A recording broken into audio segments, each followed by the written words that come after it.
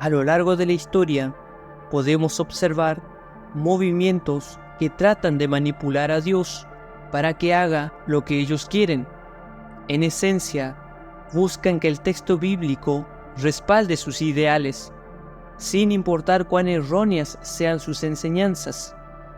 Uno de estos movimientos ha sido catalogado como el Evangelio de la Prosperidad, el cual es altamente peligroso.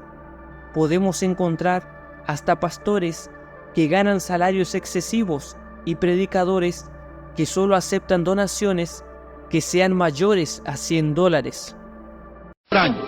Primero el dinero, después las cosas. Eso es una ley aquí en Enlace. Dinero primero, cosas después. Dinero primero, cosas después. Pero cuando la gente quiere las cosas primero y el dinero después, se meten en problemas. Cuando se abra el cielo, paga y paga y paga. Este movimiento promueve una doctrina falsa que esclaviza a la gente a pensar que seguir a Jesús significa prosperidad y riquezas materiales. Para conseguir esto, hacen que Jesús deje de ser el Salvador que se da a sí mismo, que expía el pecado, que satisface la ira de Dios y que elimina la culpa, convirtiéndolo en un mayordomo ansioso que va a buscar todos nuestros deseos y nos da nuestra mejor vida. Pero lo más triste de este movimiento es que dan a la gente una falsa esperanza de salvación. Antes de conocer el origen del Evangelio de la Prosperidad, escuchemos qué piensa Paul Washer de este falso evangelio. El Evangelio de la Prosperidad, que se predica tanto en los Estados Unidos en el día de hoy, y también ahora ha sido exportado a todo el mundo, contaminando a todo el mundo. Yo odio el Evangelio de la Prosperidad. Y estos predicadores que predican la prosperidad, estoy en contra de ellos totalmente. Porque mira, ellos y sus seguidores no están escudriñando las Escrituras para ver la gloria de Dios en la cara de Cristo. Están escudriñando las Escrituras para encontrar principios para mejorar sus vidas.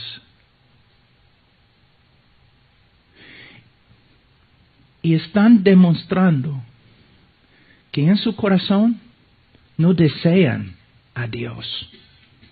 Desean las cosas de este mundo. Hablan más de carros y casas y sanidad.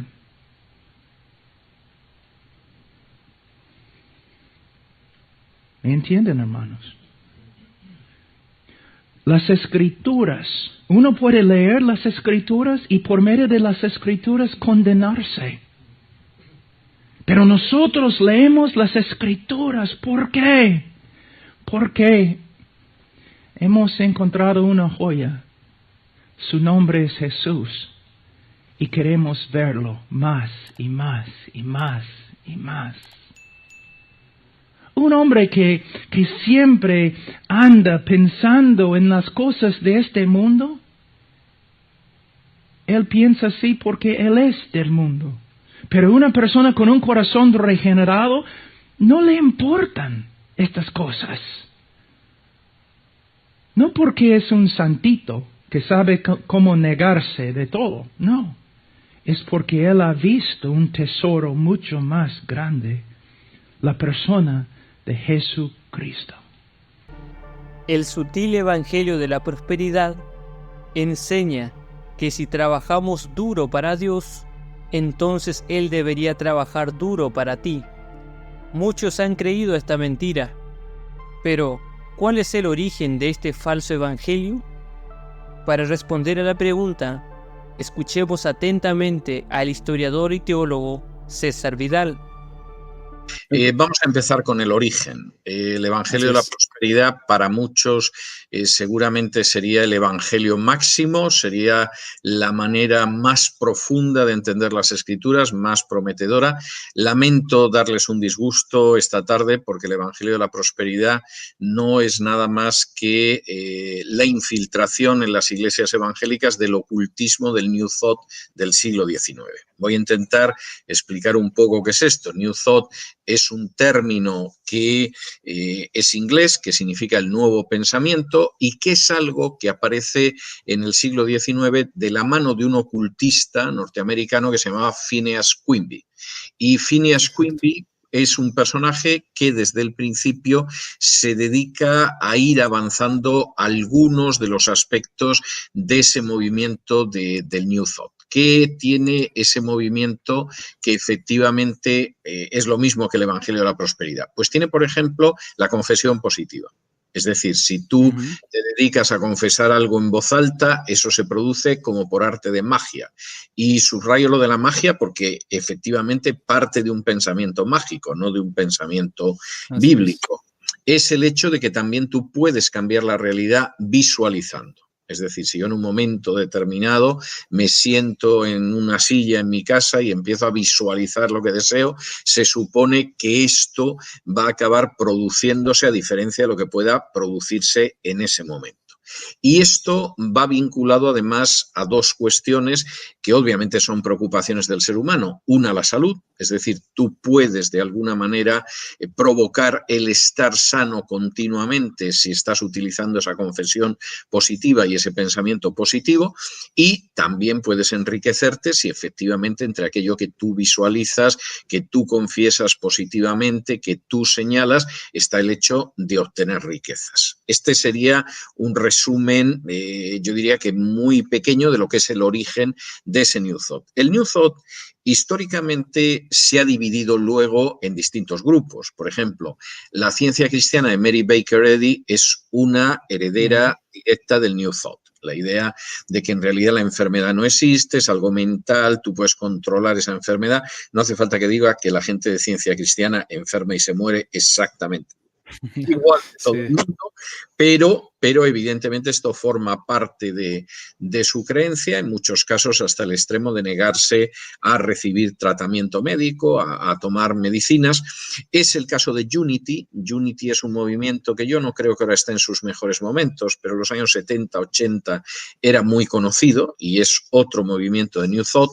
Y luego está el caso del Evangelio de la Prosperidad. El Evangelio de la Prosperidad es algo que viene directamente del New Thought y esto se puede ver, por ejemplo, en las obras del que se podría decir que prácticamente es el padre del Evangelio de la Prosperidad, aunque ya murió hace años, que es Kenneth Hagin. Kenneth Hagin solía contar las revelaciones que había tenido el Señor sobre los principios del Evangelio de la Prosperidad. Te contaba historias tremendas como que aparecía un demonio en forma de simio y decía Yakati Yak y cosas así. O sea, Kenneth Hagin de vez en cuando te metía algunas historias bastante inverosímiles en general, por no decir ridículas, pero cuando uno lee en inglés las obras de Kenneth Hagin es que son New Thought. En algunos casos los párrafos son párrafos tomados literalmente de libros de New Thought, lo que uno le hace pensar o bien que Kenneth Hagin plagió directamente del New Thought, como en su día pues la profetisa de los adventistas del séptimo día, Ellen White, plagió de todo lo que se le puso por delante, o que aquel que inspiró, el espíritu que inspiró a los autores de New Thought, pues también inspiró a Kenneth Hagin. Kenneth Hagin, insisto, ha sido hasta su muerte hace pocos años el gran patriarca del Evangelio de la Prosperidad y era un personaje que toma el New Thought y parece que al lado agarra una canasta de versículos bíblicos, mete la mano y espolvorea una serie de versículos bíblicos y la sensación que da es que aquello es medianamente bíblico. Yo diría que Kenneth Hagin incluso era el más moderado, es decir, fue el primero y fue el más moderado, es decir, en términos generales era un pentecostal, pero con toda una carga de New Thought que tenía que ver con la sanidad, con la prosperidad, con la confesión positiva, con la visualización. Los discípulos de Kenneth Hagin ya han ido siendo cada vez más evangélicos Evangelio de la Prosperidad y menos pentecostalismo. Es decir, un Kenneth Copeland, por ejemplo, un Creflo Dollar, por ejemplo, o la gente que ha podido llegar ya dentro de lo que sería el mundo hispano. Estoy pensando en un Cash Luna, estoy pensando en un Guillermo Maldonado, etcétera. Bueno, esta es gente que cada vez ha sido menos bíblica, que se limita a repetir demasiados versículos totalmente sacados de contexto y que no tienen nada que ver para aquello con que ellos lo apoyan. Y es gente todavía, yo diría, más poco consistente, con menos solidez todavía que Kenneth Hagin, que ya es decir. En algunos casos incluso son personajes que en los últimos tiempos han ido revisando su doctrina. Yo estoy pensando, por ejemplo, en una época, en los años 80, 90, en que posiblemente la gran figura del movimiento de la prosperidad, del movimiento de fe, como ellos decían, era Benny Hinn, y Benny Hinn podía decir las tonterías que quisiera, que de todas formas provocaba un entusiasmo tremendo. La gente iba a su iglesia en la Florida, pues como los católicos van al santuario de la Virgen de Lourdes o de la Virgen de Fátima, y hace pocos años uno de los sobrinos de Benny Hinn de pronto salió y dijo: el Evangelio de la Prosperidad es un antievangelio. Yo he tardado años en darme cuenta, y el propio Benny Hinn en los últimos tiempos está más callado y más silencioso y menos extremo en sus posiciones. Pero por volver al punto de inicio, el Evangelio de la Prosperidad fundamentalmente es la infiltración del pensamiento gnóstico o del pensamiento ocultista del New Thought dentro de lo que sería el mundo protestante. Como creyentes, tenemos la tarea de no dar lugar a la carne o inclinaciones pecaminosas. Cuando nos fijamos en cómo se ve el verdadero evangelio en las Escrituras, no encontramos el evangelio de la prosperidad, no vemos creyentes enriquecerse por medio de seguir la cruz de Cristo, y no leemos acerca de apóstoles encontrando bienestar por seguir a Jesús. Vemos todo lo opuesto. Vemos el encarcelamiento y sufrimiento de líderes de la iglesia por causa de seguir a Jesús. Vemos a gente morir por causa de Cristo. Y apedreaban a Esteban mientras él invocaba y decía: Señor Jesús, recibe mi espíritu. Y puesto de rodillas, clamó a gran voz: Señor, no le tomes en cuenta este pecado. Y habiendo dicho esto, durmió. Además, vemos una iglesia en constante tribulación en este mundo, e inclusive creyentes completamente despojados de todos sus bienes terrenales. También se compadecieron de los encarcelados, y cuando a ustedes les confiscaron sus bienes, lo aceptaron con alegría, conscientes de que tenían una mejor herencia y más permanente. Pero sobre todo vemos un anhelo en la iglesia por la eternidad y estar con Cristo, completamente libres del pecado.